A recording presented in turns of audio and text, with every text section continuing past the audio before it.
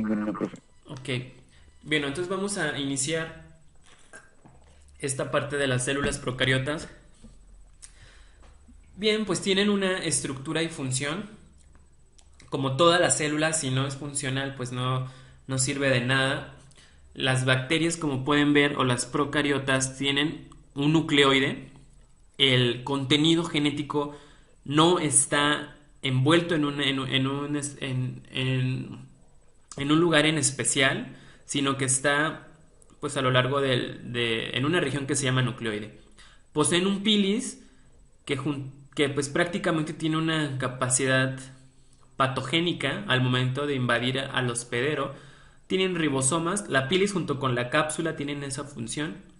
Tienen un flagelo, tienen la membrana plasmática y el citoplasma. Membranas y citoplasma como todas las células, solo que las procariotas tienen una región llamada nucleoide. Y algo que caracteriza, bueno, más bien, ¿quién me puede decir en qué se parece la estructura de una planta, de una célula vegetal, con la estructura de una célula procariota?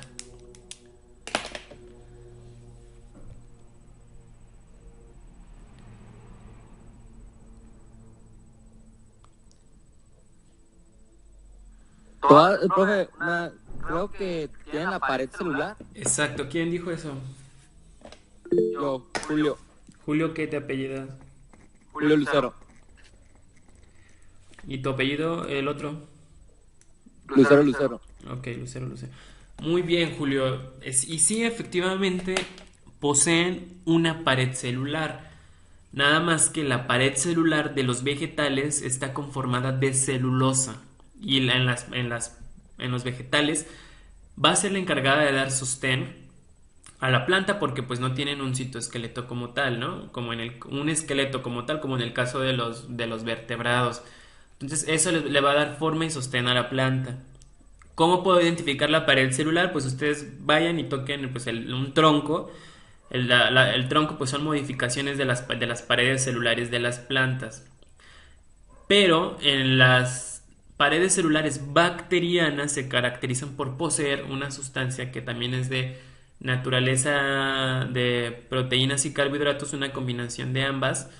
Es una sustancia que se llama peptidoglucano. Y eso hay que grabárselo. El peptidoglucano es la que nos va a ayudar a diferenciar entre los dos tipos más grandes de bacterias en los que se pueden clasificar a través de la tinción de Gram. Y estas son Gram positivas y Gram negativas. Entonces, muy bien, vamos bien hasta aquí. ¿Alguna duda o pregunta? ¿Todo bien? Negativo, negativo. Ok, pues para esto, todo esto tiene un inicio y yo sé que ustedes lo vieron con toda la onda de la teoría endosimbiótica. La teoría endosimbiótica prácticamente dice que pues fue una bacteria que los cloroplastos y las mitocondrias eran o fueron en aquel momento histórico de la evolución del planeta, fueron organismos que se decidieron unir a una célula mayor para producir energía o para producir alguna función de simbiosis que se dio en ese momento. Entonces incorporó una célula más grande, pues se comió a otra célula más pequeña, y en este caso pues que creen que era una bacteria. ¿Por qué creen que era una bacteria? Porque pues precisamente los componentes de una célula normal se pueden obtener a la misma fuerza con la que se pueden obtener las bacterias al momento de hacer una centrifugación, etcétera. Los tamaños incluso, ¿no?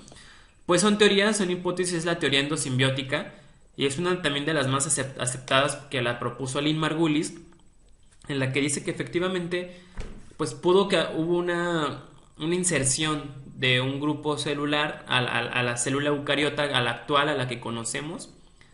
Y sí es evidente que este grupo que estamos viendo ahorita de organismos que son las procariotas, pues son más vestigiales, son más ancestrales a diferencia de las eucariotas. Las eucariotas son más nuevas evolutivamente. Y pues la ciencia ha tratado de buscar ese origen común al cual le llaman Luca, ¿no? El último ancestro universal común, es decir, desde donde se diversifican todos los demás organismos. Y así podemos encontrar, aquí le faltó una flechita, que va a las arqueas. Y podemos encontrar tres grandes grupos que más adelante en el bloque, bueno, yo creo que en la semana 8 vamos a percatarnos de de las clasificaciones que hacen de acuerdo a su ADN y al ARN. Entonces esa es una clasificación, ¿verdad? En arqueas, eucarias y bacterias. Y dentro de las bacterias pues están las procariotas. Alguien decía, es que se encuentran en las moneras. Las moneras es una forma de clasificar que dio el biólogo, el ecólogo Robert H. Whittaker en 1953, a mediados del siglo pasado, en el que él, pues por sus características generales que poseen estos organismos, pues los clasifica y da 5 grandes grupos que son monera, monera donde están todas las plantas, plantae donde están monera donde están todas las bacterias, plantae donde están todas las plantas, animalia donde están todos los animales, protista donde pues puede que encontremos a los protozoarios y al fungi donde están todos los hongos. Entonces, prácticamente, de acuerdo a sus características más generales, él decidió dar esta clasificación. Sí, está muy, muy acertada, pero hay algunos organismos, especialmente con las micobacterias, que son bacterias que, pues en la biología ocurren muchas cosas raras, muchas cosas locas, pero la Mycobacterium, yo sé que ustedes conocen a la famosa tuberculosis. Mycobacterium tuberculosis, pues es una bacteria, como su nombre lo dice, que causa ¿se han escuchado de esta bacteria, la tuberculosis? Sí, sí, profe. Bueno, pues Mycobacterium tuberculosis, pues es una bacteria aerobia estricta patógena responsable de la mayor cantidad de tuberculosis en el mundo.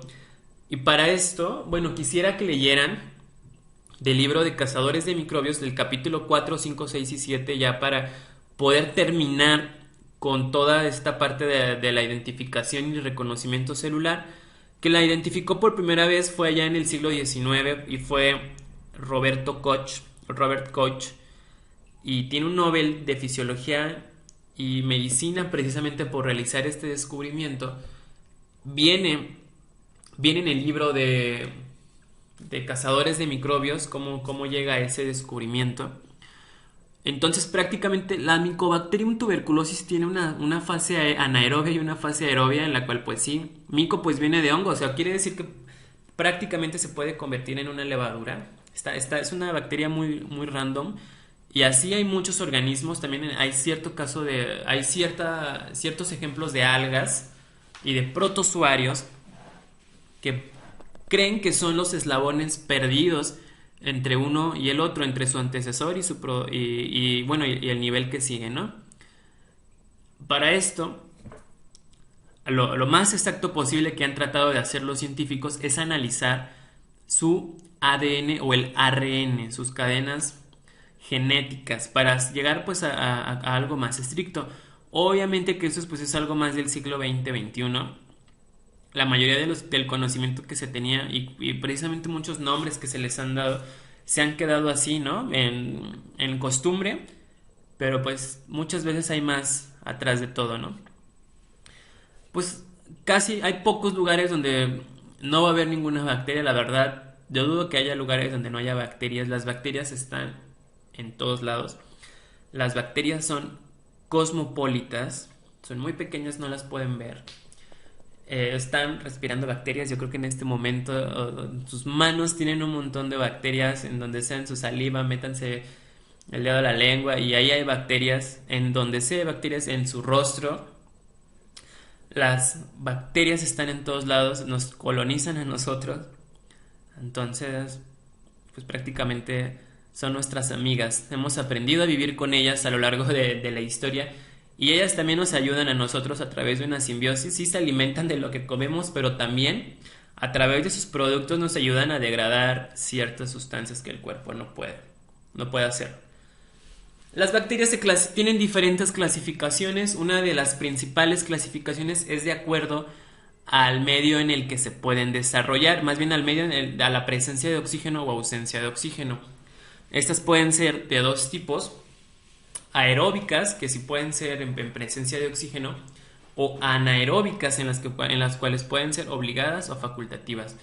Es decir, que pues incluso hay bacterias que pueden ser de los dos tipos, como en el caso de Mycobacterium tuberculosis, que tiene pues una fase aeróbica y otra anaeróbica. O sea, prácticamente pues ella es dueña y ama del mundo y del universo, ya puede estar donde sea.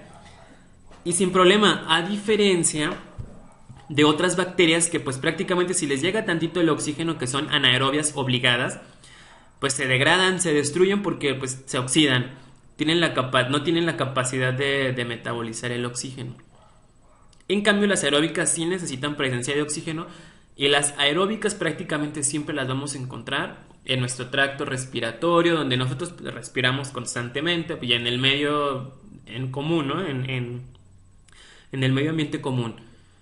También se pueden se pueden clasificar a través de la forma en la que obtienen energía en autótrofas o heterótrofas.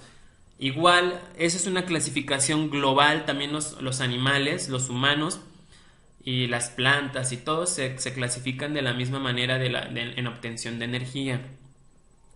¿El humano qué es? ¿Quién me puede decir qué tipo de clasificación en forma de cómo obtener la energía desarrolló el humano?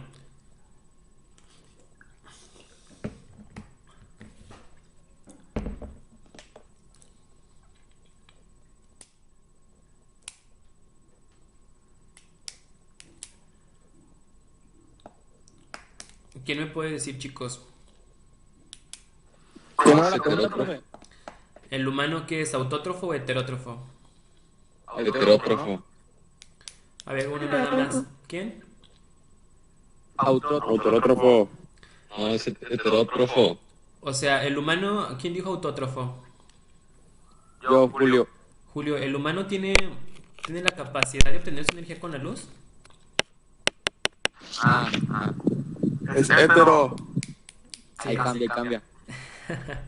Sí, es heterótrofo, efectivamente. Autótrofos son los que ellos tienen la capacidad de producir su propio alimento y a través de procesos de energía. Por ejemplo, en el caso de las plantas, ellos producen sus propios nutrientes a través de la luz del sol. Por eso son fotoautótrofos. Y los heterótrofos son los organismos que no pueden producir su propio alimento y lo necesitan tomar del medio.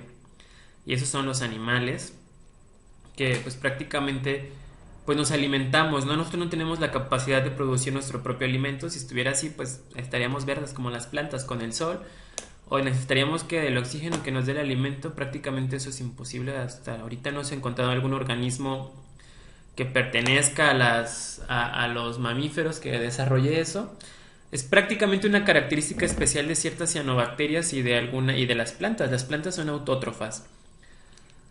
Y bien, la otra clasificación que se aborda es la forma y la presencia, más bien el desarrollo de la capa de peptidoglucano que tienen las bacterias en la pared celular, y es la famosa tinción de Gram, que pues es una coloración que vamos a ver más adelante que se le otorga a las bacterias. Y se pueden clasificar, también es una clasificación muy básica de acuerdo a su forma. Pueden ser bacilos, que son alargados, pueden ser cocos o espiroquetas. Y los cocos se dividen en coco, diplococo, etc. Bien, entonces una característica especial de las bacterias es la pared celular, que es una estructura rígida que se encuentra fuera de la membrana plasmática, formada por una sustancia de naturaleza, principalmente de carbohidratos unidos con proteínas, que es el péptido glucano, y que está presente en todas las bacterias excepto en las micoplasmas.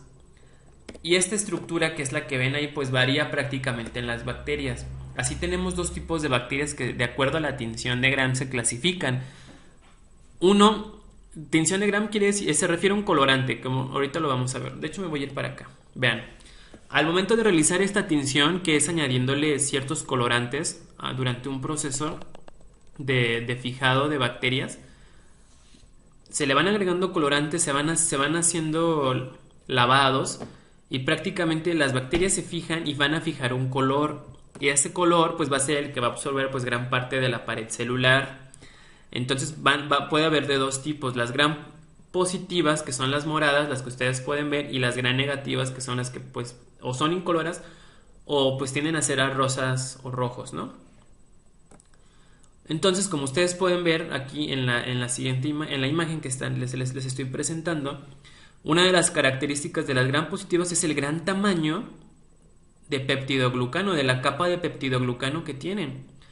A diferencia de las gram negativas, vean, la capa de peptidoglucano es muy pequeña, pero pues ambas tienen esta pared celular, ambas tienen pared celular. Vean, aquí pueden ver. Y de acuerdo a la coloración que la pared celular obtenga, pues se van a ver al microscopio de la siguiente manera. Entre las bacterias gram positivas más frecuentes, pues se encuentra el Staphylococcus, el Streptococcus y el Enterococcus. Y en ejemplos de bacterias gram negativas, pues tenemos a la famosísima Escherichia coli y a la Pseudomonas aeruginosa. Y prácticamente las que son un poco más de interés, ambos grupos son de interés médico, pero las gram negativas se han caracterizado bastante en la sociedad médica porque tienen la capacidad muy agresiva de atacar al organismo. Para esto las bacterias pues también tienen un metabolismo, tienen una capacidad de fijación. Nos regresamos a la primera diapositiva. Yo les decía que las bacterias tienen pilis y tienen una cápsula. Los pilis son los que les van a dar la capacidad, y un flagelo para impulsarse por el medio al momento de que infectan. Estas pilis y estas cápsulas pues tienen la capacidad, bueno, le tienen proteínas que van a ayudar a fijar a la bacteria a donde sea, ¿no? Llámese, pues puede ser desde las estructuras sólidas como la madera, al momento de que ustedes se suben al autobús, etcétera, y agarran ahí, alguien ya se enfermó y la deja ahí, pues las bacterias ahí se quedan pegadas, precisamente gracias a esta estructura que tienen las bacterias. Como el coronavirus, ¿no? El coronavirus no es una bacteria. ¿Quién dijo eso? Para reprobarlo de una vez. El coronavirus es un virus. ¿Quién dijo que el coronavirus es una bacteria? Lo voy a reprobar. Hasta el nombre lo dice, coronavirus. No, pero yo me refería como cuando lo tocas y ahí se quedan las bacterias, pues ahí se queda el virus. Bueno, te salvaste nada más por esa suposición. Y sí, efectivamente sí, el virus también se queda pues ahí en superficies, ¿no? Y precisamente eso Me dicen las salvadas, ¿no? ¿Le dicen el qué? Las salvadas. ¿Salvadas por qué? Para reprobar, dice. Bien, prácticamente ya me distraje, ya no me acuerdo en qué estaba. Es esta cápsula que van a tener las bacterias para poder fijarse, y también si se pueden añadir a las superficies sólidas, pues también se pueden añadir, y mucho más fácil, a las mucosas intestinales.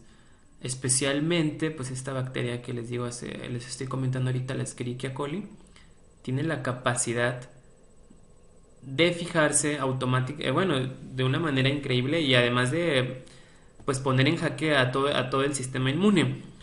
Y todos tenemos Escherichia coli, es algo muy normal también en nuestro organismo, etcétera. Bueno, la reproducción bacteriana se puede realizar a través de dos tipos. Uno es la fisión binaria.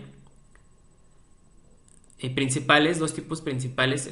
La otra es a través de plásmidos, pero los plásmidos son un poco más complejos. Son tres: fisión binaria, conjugación y a través de plásmidos.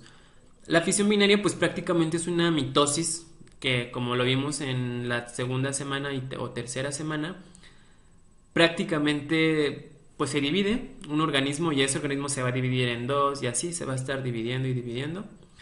La fisión binaria consiste pues en la duplicación básica del cromosoma seguida por una fase de división, y pues se pueden obtener muchas bacterias en minutos. Tienen una tasa de reproducción muy alta. La otra parte es la conjugación, en que pues las bacterias tienen pilis, ¿verdad? Estos pelos que también... la otra parte que también, si les ayuda para fijarse, también les ayuda para reproducirse, los pilis. Las bacterias van a poder alargar estos pilis, conectar con otras bacterias e intercambiar el ADN. O sea, va a haber un receptor y un donante. Entonces estiran este pilis, o los pelos los estiran y intercambian material genético. Y la otra, pues, es que no agrega, que son los plásmidos, que son pequeñas cápsulas de ADN que andan, pues, flotando ahí en el organismo hasta que hasta que otra bacteria vuelve a tomar estos plásmidos, ¿no? Los puede incorporar a su citoplasma. Bueno, aquí quisiera escucharlos a ustedes y que me compartan sus ideas de cuáles creen que ustedes son cuál es la importancia más bien de estos organismos para la salud y para pues todo lo que conocemos en la actualidad.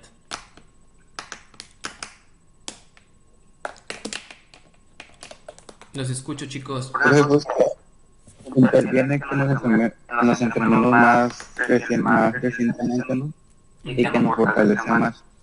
¿Interviene en qué? Perdón, hablo un poco más claro, se me cortó el audio. Interviene que nos podemos enfermar frecuentemente y que algunas de esas cosas nos dan como que más refuerzo, algo así, para que no nos enfermemos. Ok, ¿cómo te llamas?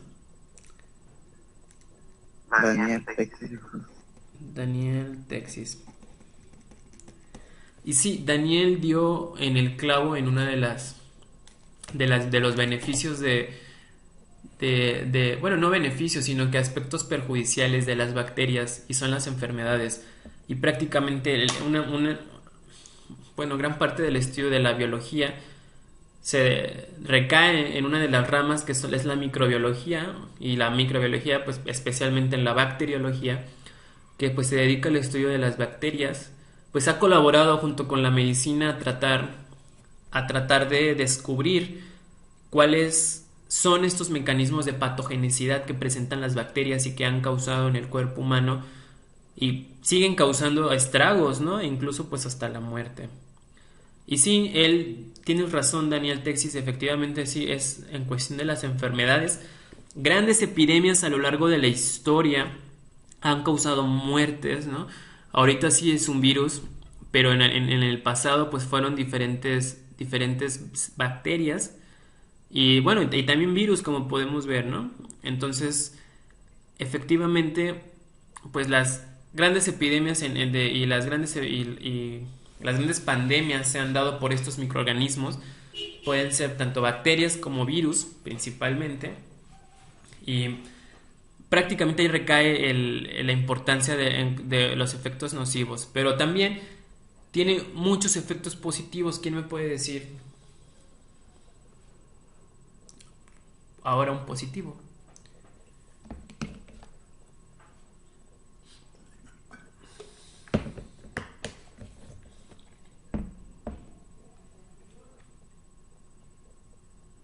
Chicos, ¿Cuál era la pregunta? ¿quién puede dar los beneficios de las bacterias?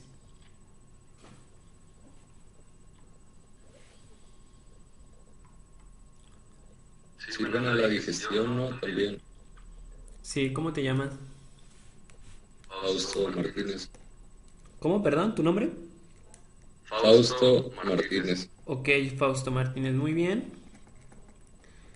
Efectivamente apoyan a la digestión, a la degradación de ciertos compuestos, sí. Las bacterias van a apoyar mucho, están en nuestra flora precisamente para poder apoyarnos con esa digestión. Es una simbiosis, las bacterias se alimentan y también nos ayudan a nosotros en la degradación. Sí, como los Yakult. Exacto, el Yakult tiene los famosos Lactobacillus casei shirota que pues apoyan mucho al metabolismo del intestino. Sí, ¿quién dijo que puedo decir una? Yo. Sí, dime cuál. Ayuda a digerir mejor los alimentos. Ya la dijo Fausto esa, Emily. La acabo de decir. ¿Tienes otra?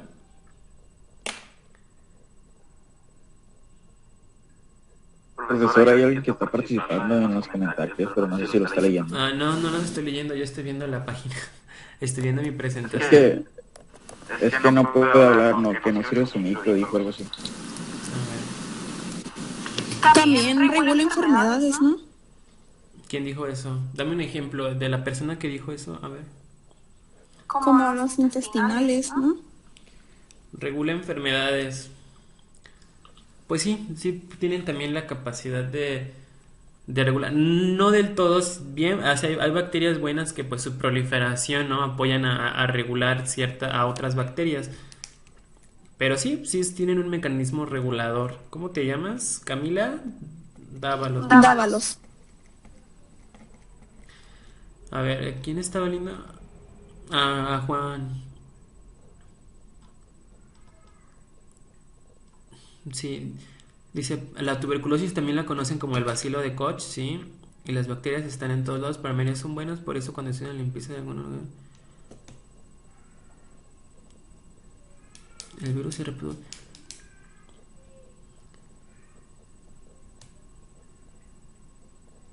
Exacto, Juan dio, Profe. acabo de leer esto. Profe, ¿Qué pasó? no hay bacterias que están en el colon.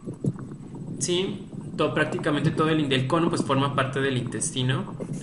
Tanto el intestino grueso como el intestino delgado y todo su sistema digestivo está plagado de bacterias. ¿Cuál? Bueno, Juan Parra dijo prácticamente, dio el tema de la parte de la fermentación de alimentos, y sí, muchas bacterias apoyan, bueno, fermentan las bebidas. Y también incluso pues hay otra parte que me quiero adelantar, pues las famosas, las levaduras, como en el caso de la cerveza, que tienen la capacidad de fermentar los azúcares y convertirlos en alcohol. Y de hecho, pues una de las bacterias prácticamente a la que les dedicó mucho su estudio pues fue Louis Pasteur, uno de los personajes más históricos, y yo sé que ustedes conocen el famoso nombre de la pasteurización. Y prácticamente está en estos temas que les estoy pidiendo que lean para la siguiente clase, que son 4, 5 y 6, donde pues prácticamente hablan de todo esto de bacterias y células. Y sí, Pasteur pues prácticamente lo que hace pues es que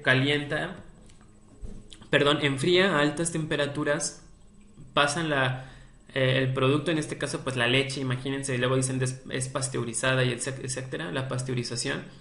Entonces la pasan por un mecanismo altamente elevado de temperatura y pues las bacterias se mueren, ¿no? Se rompen. Y ya después pues sale la leche pues sin ninguna bacteria, todas están muertas. Entonces, sí, él dedicó prácticamente en su investigación a la fermentación, principalmente del vino, de las uvas. Tenían un grave problema que los que hacían las catas de vinos, los empresarios de los viñedos, porque toda la producción de su vino se les venía abajo, se les fermentaba por el tiempo. Entonces él decía prácticamente, se pone a pensar, ¿no?